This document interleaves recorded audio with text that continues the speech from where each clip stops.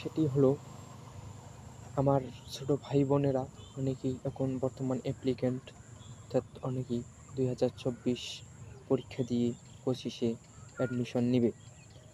সবারই স্বপ্ন থাকে ঢাকা বিশ্ববিদ্যালয় বা অন্যান্য বিশ্ববিদ্যালয়ে পড়ার, কিন্তু সকলেই সেখানে চান্স পায় না।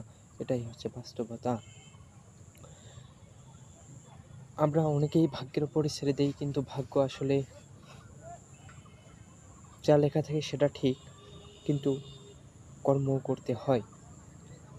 কর্ম না করলে আমাদের ভাগ্যে সবকিছু আপনা আপনি আসে না।